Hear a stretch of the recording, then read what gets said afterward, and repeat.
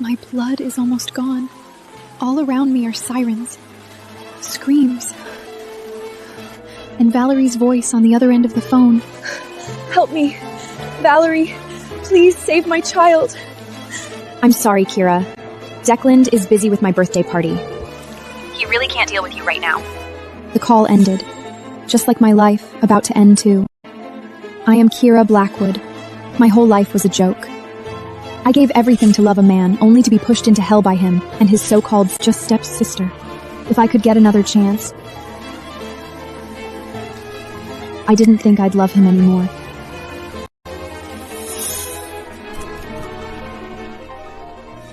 I opened my eyes again to find myself sitting at a vanity.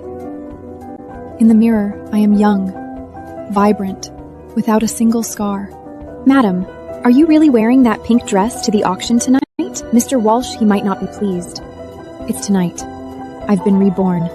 Back to the eve of the charity auction that changed everything 3 years ago. No. I'll wear the beige custom gown, paired with my grandmother's emerald necklace.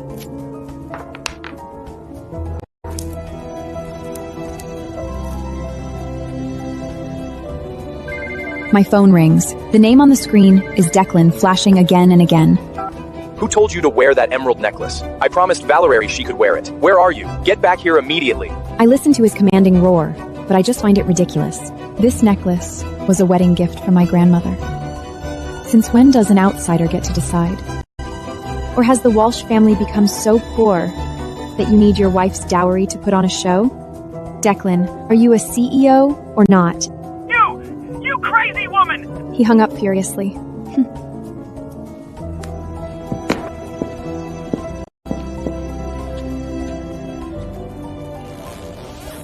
And I took my car keys and walked towards my red sports car.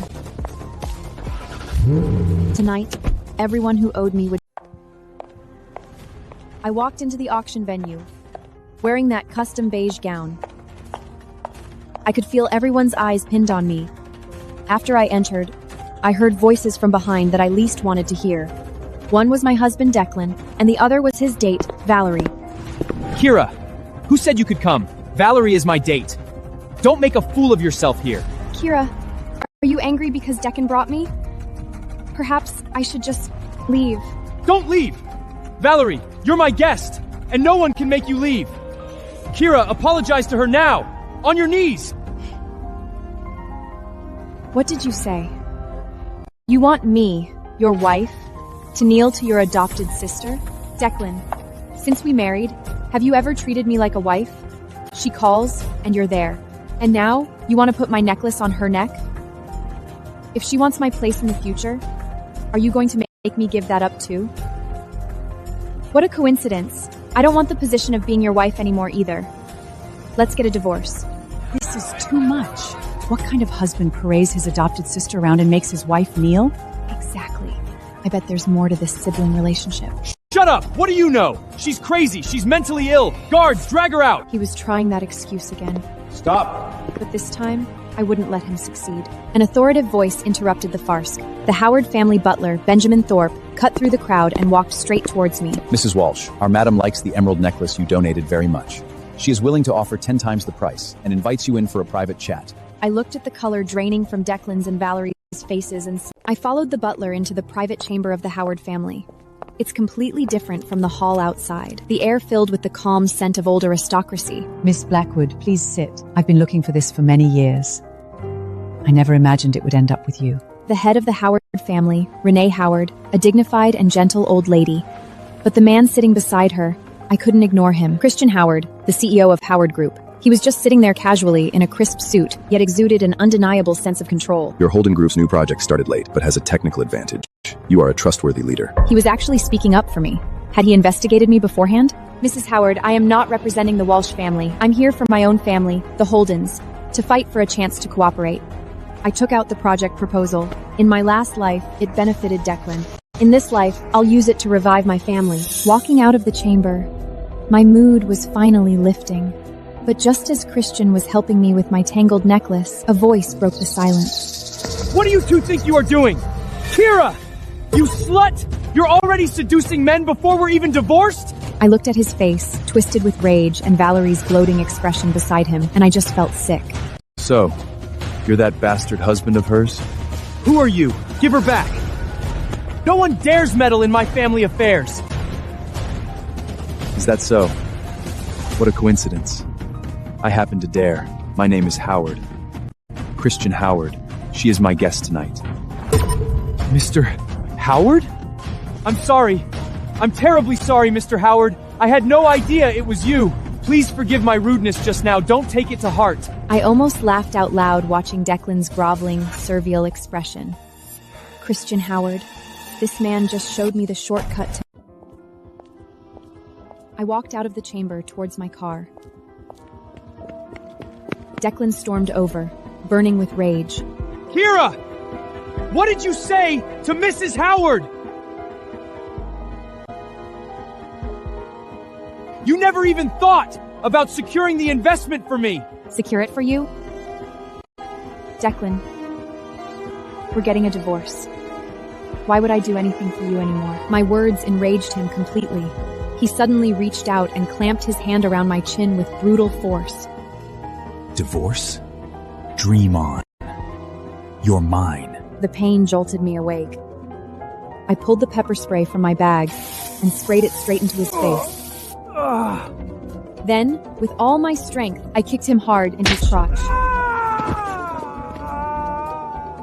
He screamed and collapsed, curled up on the ground. Are you alright? It was Christian Howard. He hadn't left yet. He just made sure I was okay, then stepped aside and watched me drive away.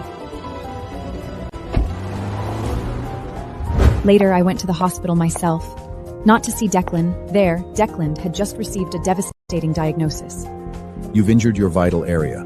You must abstain for 6 months. Any sexual activity could lead to permanent infertility. What? No! This is impossible!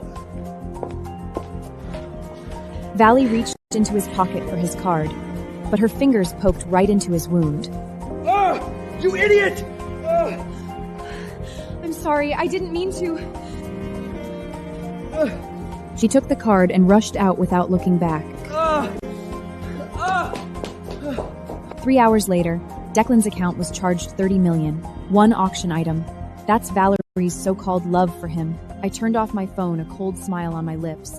Declan, you betrayed me for a woman like this. Now, Coming out of the hospital, it was raining again. The scene replayed in my mind. I returned home soaked, dizzy with fever. As soon as I sat down, Kaylin came in with a tray and slammed the glass onto my vanity. Milk splashed everywhere. Next time come back earlier. You may not need sleep, but I do. Kaylin, Madam has a raging fever and you bring her cold milk? So what if it's cold? Does she still think she's the noble Miss Blackwood? Married for a year, and Mr. Walsh never even touched her. I slowly stood up and stared into her eyes. She took an involuntary step back. You're fired. Right now. Get out of my house. You have no right! I'll tell Madam! Lily. Everyone sent by the Walsh family. Dismiss them all. Tonight. I dragged myself to the gate, watching those servants being driven out. Then, I threw all of Declan's things out.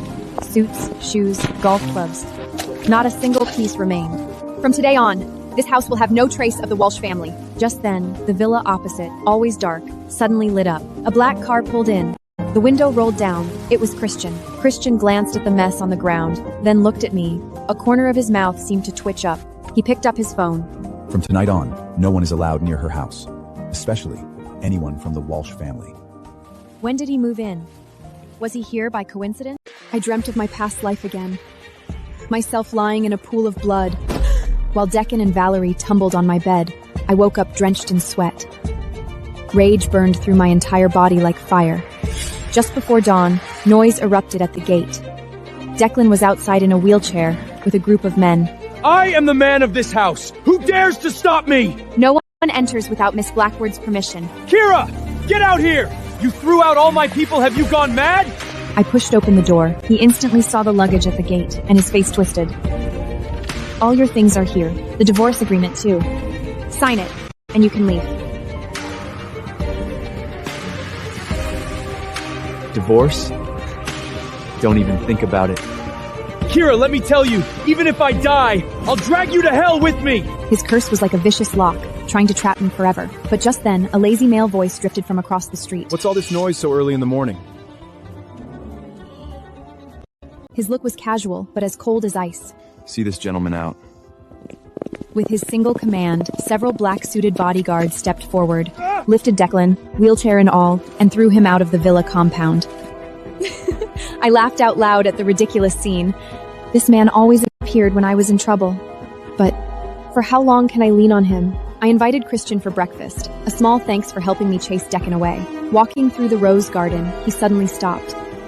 These roses, did you plant them? No, my parents. I loved roses as a child, so they filled the whole garden with them.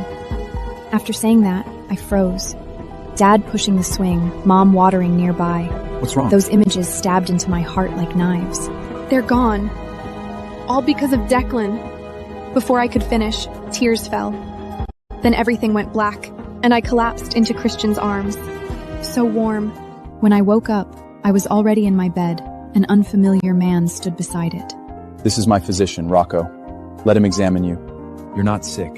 You've been poisoned. A slow-acting toxin. At least 6 months. What? Rocco picked up the half glass of milk on my vanity and sniffed it. The poison was in this milk. Whoever brought this to you, every night is the one who wants you dead. Kaylin, sent by the Walsh family. Rocco, cure her. Whatever it takes. After seeing Rocco off, I returned to the living room. Christian was on the sofa, flipping through a perfume magazine. Kylie Dory, the world's most mysterious perfumer. Her works are priceless, yet she never appears in public. If you had her perfume, you wouldn't need my family's investment. He looked up, those deep, unfathomable eyes staring straight at me. His words were like a hand, peeling away my last layer of disguise. The way he looked at me felt like he already saw right through me. I don't know any Kylie. Mr. Howard, breakfast is over. He didn't press further. He just smiled, a smile that sent chills down my spine. This man is too dangerous. After seeing him off, I locked all my perfume bottles in the deepest drawer. Then I grabbed my phone. I need real allies. I video called my Aunt Mabel. She runs Holden Group now, and is the person I trust most in this world. Aunt! I secured the Howard family investment for our family!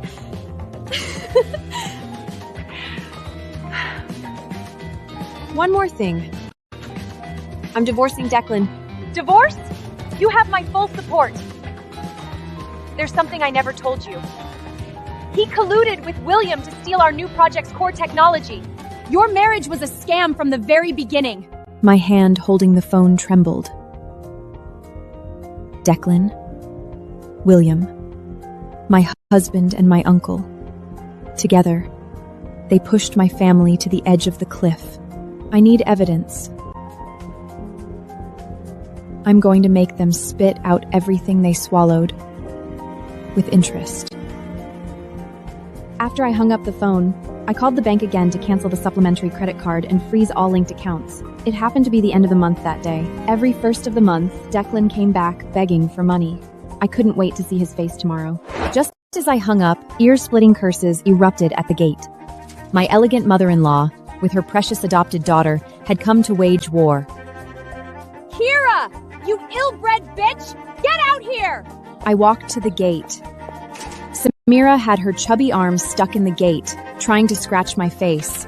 I threw a copy of the divorce agreement straight at her face. Divorce? You're insane! Make my son return your 100 million dowry?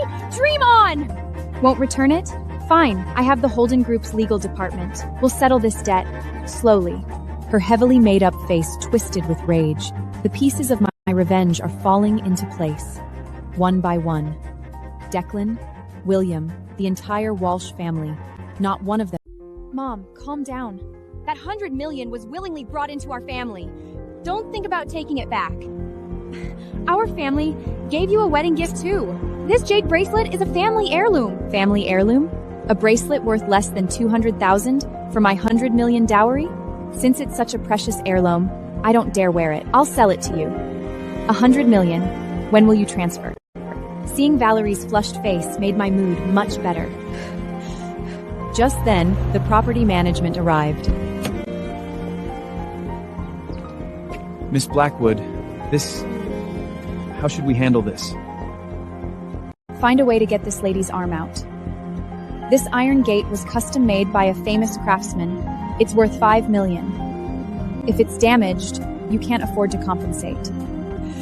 You. Samira's expression turned utterly sour. She cares most about her image and wouldn't dare make a scene in front of outsiders. Valeria, call your brother! Get him over here! Let's see how long she can keep this up. Call Declan? Perfect. I'm just worried he won't sign. Tell him to bring his lawyer. The divorce agreement is only missing his name. Samira's face instantly went pale. She finally realized I wasn't throwing a tantrum. I really don't want... Not long after Samira left, my phone blew up. Declan called over a dozen times. I didn't answer. Finally, Bryce sent a message. Mr. Walsh requests your presence at the Howard family yacht party tonight. He wants to talk in person. Talk? Fine. A perfect chance for everyone to see how I dump you.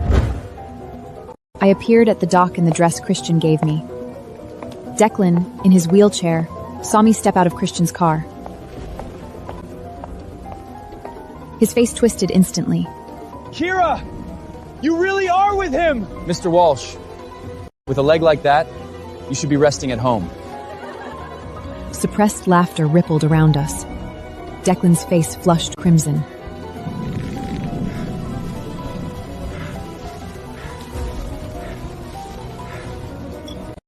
On the deck, after a few more drinks, Declan completely lost control. He grabbed my wrist and roared in front of the entire crowd. Kneel and beg me! As long as you kneel and beg me in public, I'll consent to the divorce! The entire deck fell silent in an instant. Everyone was watching me, waiting to see how I'd end this. You're not even worthy of me doing that, you cheating scumbag, and your affair partner is even your stepsister. Kira, stop slandering me! You're just someone I've used up! Look closely, everyone! This woman is my castod! Whoever picks her up will regret it! Before his words even landed, a large hand seized his throat and lifted him from the wheelchair. Who are you calling cast-off? Cough! Mr. Howard!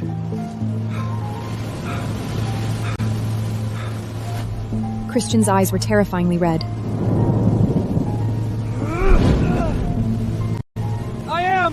I'm the leftover! Please, let me go! Declan! Mr. Howard, this is against the law! Christian smiled. He turned to the crowd of rich earths, speaking casually. Did I break the law? No! Mr. Howard was just teaching him a lesson! You guys do me a favor. Teach her a lesson. As they were given permission, they started tearing at Valinieri's clothes.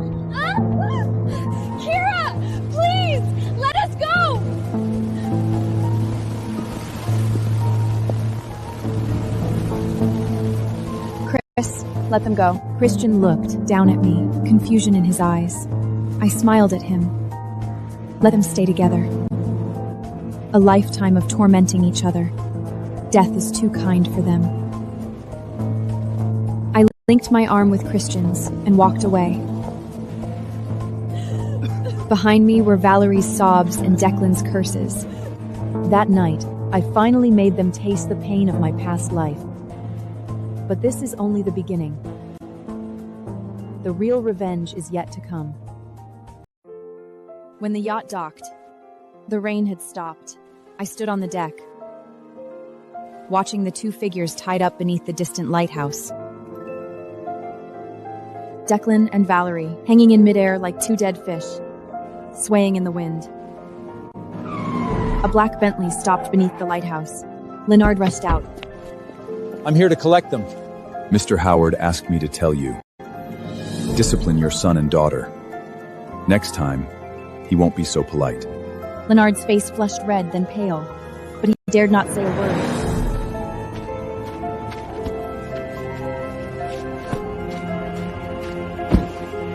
He just carried Declan into the car, then threw his jacket over the nearly naked Valerie. I followed them to the hospital. Not out of concern, but to see firsthand just how rotten this so-called elite family truly was. Samira dragged Valerie into an examination room. The door wasn't closed tightly. I stood in the hallway and heard everything clearly. Doctor, examine my daughter. Check if she's still a virgin. Mom, what are you doing? Shut up! You've been living with Declan for so long. Who knows what filth you picked up outside? Mrs. Walsh, your daughter is still a virgin. She's perfectly healthy. What? How is that possible? When Samira stormed into Declan's room, the shock was still on her face. Declan, tell me the truth. You've been living with Valerie for so long. Why is she still a virgin? Is there something wrong with you? Mom, what are you thinking? Then why didn't you touch Kira either? You're young and healthy. Why was there no intimacy? I love Valerie. I didn't touch her because I respect her. I want to save her first time for our wedding night. I stood outside the door, and when I heard those words, I almost laughed out loud. Respect? He respected Valerie, so he didn't touch her. And me? In his eyes, did I not even deserve to be? My phone buzzed. A recording from Valerie. She had actually recorded Declan's words and sent them to me. Did you hear that, Kira? He said he respects me. He's going to marry me. You'll always be the one who was discarded. I turned off my phone. She wanted to provoke me, but she doesn't understand. This recording is exactly the evidence I need most. Back in my suite, I had just changed out of my wet clothes when Christian knocked on my door. He was shirtless. A shocking wound on his back was oozing blood. Help me with the medicine. How did you get hurt like Dale? I was attacked when I returned yesterday. The wound reopened when I was beating him. He was already injured yesterday, yet he still lifted me from the ground, still threw Decus into the sea.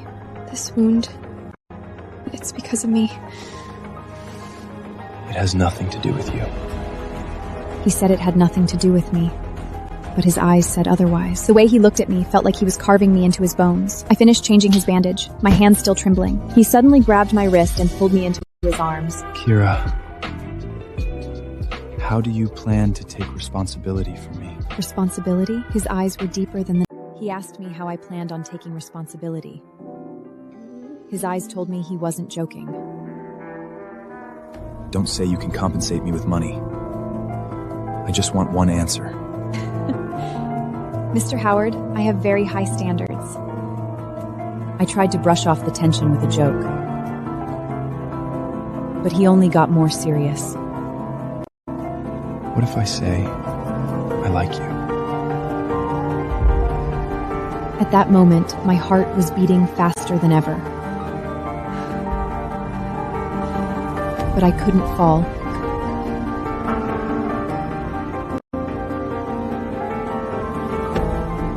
Mr. Howard, do you have a thing for married women? His face instantly went cold. He let go of me, turned, and walked out of the room, slamming the door thunderously. I breathed a sigh of relief, but also felt an indescribable sense of loss.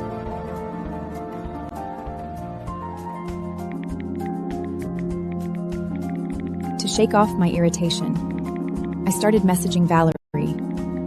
Why did you send me that recording? Want me to congratulate you on your unbreakable love? Oh, and I forgot to tell you. Compared to Chris, Declan's performance in bed is awful. I enjoyed the thrill of provoking her, but the next second, a deep male voice came from behind me. Oh? You haven't tried. How would you know I'm better in bed than him? I was so startled I nearly dropped my phone.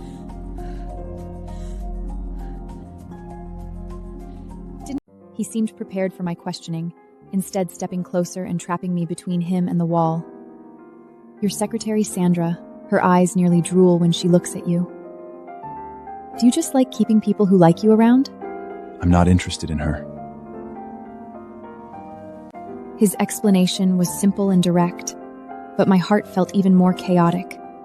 Why should I care about his attitude towards other women? That night, I had a very long dream. In my dream, I returned to 15 years ago. On that luxury yacht, there was fire and gunfire everywhere.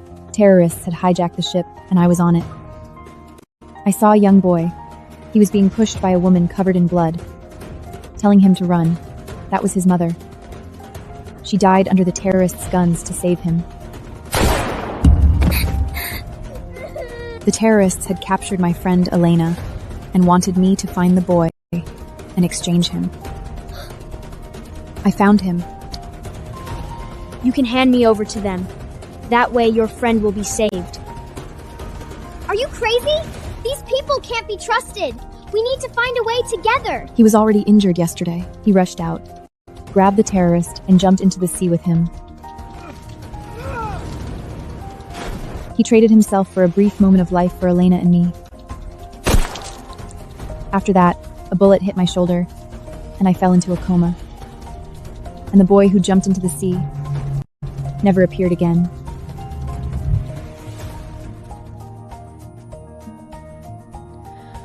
I woke up from the dream, my head aching, as if it was about to explode.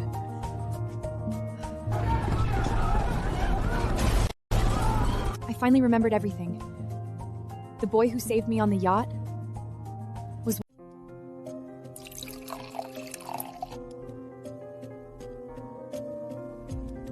A knock interrupted my thoughts. 3:30 in the morning. Who could it be? I opened the door. Felix stood there holding a drunk Christian who was shirtless, blood seeping through the bandages on his back again. His wound reopened. I couldn't handle it, so I had to bring him to you. Felix shoved him into my arms and left. Christian leaned on my shoulder, his body burning hot. Would you take advantage of me while I'm drunk? No. I'm a decent person. But I really want you to take advantage of me. He pulled me into his arms and kissed me. Very gently, like he was afraid of breaking something. I fled the room. The hallway was empty. I leaned against the wall, trying to slow my racing heart. Just then, I saw a shadowy figure. A woman, holding up her phone, aimed at my door. Stop. Turn around. Her hand trembled. She turned around. It was a face I recognized. It was Camilla Webster, the illegitimate daughter of the Webster family. She had been following Chris and me, and she took photos of us. Give me your phone. Why should I? You were taking secret photos. I can call security anytime. Who do you think they'll believe, you or me? Her face went pale. Suddenly, she shoved her phone screen in front of me. That's right! I caught you! Your affair with Chris. I already sent it to Callie Braxton. Callie is Chris's fiance. You, a married woman seducing someone else's man? Just wait for your reputation to be destroyed. I snatched her phone and deleted the photo.